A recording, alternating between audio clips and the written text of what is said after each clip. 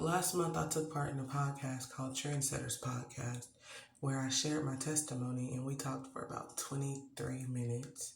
And she posted it on her YouTube, but she took snippets of it and posted it on her Facebook and her Instagram and her TikTok. When I tell you that the comments that she got on her TikTok shows me the lack of research that people do before they formulate an opinion, it's stupendous. From a 30-second clip, people got this whole view of my life and my credibility. From a 30-second clip, they didn't say, let me go watch the full interview and see what she's talking about. From a 30-second clip, they decided what they thought about my life. And that just reminded me of how we do that. We do that to a lot of celebrities. We'll see something on the news or we'll see something real quick, something that was edited, literally edited. And we will determine how they live their whole life and how they must be stupid and how there ain't no God in them. We would decide all these things based off of a 30-second clip. But let me read you just a couple of these comments that I had no choice but to respond to. Here goes Mr. Emmett Granson, and he was so confident. I'm sorry, but I don't believe these stories anymore. These women never tell the whole story or the truth. And they use these stories to get recognition for something else they're trying to sell. Professional victims. Before I tell y'all what I think about that, let me read my response to Mr. Emmett Granson.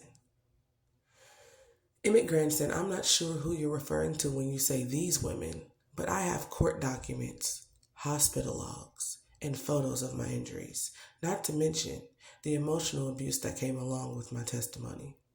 To prove everything your comment is trying to disprove. The fact that so many people think like you is why so many women die in domestic violence. Now, I commented that in the middle of the night last night, so I'm going to give them some time to read it, but baby, just listen. That's not even the only type of comment like that I've had. There might be women who make up stuff like that, but most of the time, it's women who are already up there. And they try not to lose their credibility. The only people who know me are people who follow me on social media, people who've been knowing me for years, or they started following me when I started sharing my testimony. I have no reason to embellish or lie. I actually been holding a lot of stuff in and not telling everything because I know the depth of what happened to me is a trigger for some people. But for men who might actually be the abusers or who feel like women are stupid for being in abusive relationships, they don't understand it, nor do they try to understand it. All they want to do is just project onto you that you must be stupid or you must be lying. If you've never been in a relationship with someone who tells you that they love you, that you're having sex with, that beats you from time to time, then cleans you off and tells you that they love you and that they'll never do it again, that cheats on you and then promises that this is the last time. You don't understand the emotional abuse that is. You don't understand the Stockholm syndrome that produces, especially if you try to leave this person and they know where everybody in your family stays and they pull up to everybody's house looking for you. You don't understand that it feels safer to just stay with a psychopath than it does to leave a psychopath and realize that now everybody's in jeopardy. And am I saying this person can hurt everybody? No, but what I'm saying is this person will try to hurt everybody because they've told you that they'll hurt everybody. So you choose to save that person's life by not telling people because you know your family ain't about to go for none of the stuff they're doing. And you're like, I chose him, which is something that other people said on these comments too. She chose him. Yeah, I know. Which is exactly why I stayed so long, because I know that I chose him. I know I could have easily got family to help me out. I have friends and family who do not play about me. Get that straight. I didn't want to do that to them. I don't want nobody in my family or none of my friends to wind up in jail trying to get me out of a situation that I put myself in. But let's continue. This guy, bless his heart, story sounds off. And I was like, what part? The whole story. I hear a slight deception in the story. Maybe I'm wrong. Mind you, this was a 30-second clip. You heard a slight deception in a 30-second clip. Where I was literally in this 30-second clip, all I said was that he used to hit me in spots that it didn't show. He wouldn't work, but he was helping me take care of my nephew, and that's one of the reasons I wouldn't leave him. People took that little clip and made it seem like I was lying about him abusing me because he was taking care of a kid that wasn't his. Baby, when I say he was taking care of him, I don't mean he was buying him stuff. When I said he was taking care of him, I don't mean he was paying the bills. He was taking care of him, meaning my nephew's father has never been in his life. And my ex-husband was in his life ever since me and him got together. My nephew was one when we got together. And I already had my nephew at that point in time. He made sure that he felt loved at all times. The same way he was making me feel loved, because my ex-husband made me feel loved. He was making my nephew feel loved too. That is the part that I'm talking about. Like, I'm working 2 jobs and he's making sure my nephew is eating every single meal. He's making sure my nephew's playing sports. He's taking him to school when I can't. That type of stuff. That's what I meant by taking care of him. And that selfless act in him trumped all the stuff he was doing to me behind closed doors that my nephew didn't know was happening. But another thing, what people don't really understand is you develop Stockholm Syndrome when you're in an abusive relationship. I did leave my ex-husband after almost 7 years, but when I left him, I got into another relationship that was abusive as well. I was in 2 abusive relationships within a span of 11 years. From the age of 19 to 29, I was being abused by someone who lived with me. 19 to 25 with my ex-husband, 25 to 29 with my ex-boyfriend. I had a dependency on an abuser because I felt like, okay, I chose him. Now that I know I chose him, if I tell people what he's doing to me, not only do I have the guilt of looking stupid, which y'all comments show that is a very real guilt. Domestic violence survivors have a very real guilt. Because when we finally do come out, you have so many naysayers that say that you're lying, or that say that you're stupid, or that say, why did you stay so long?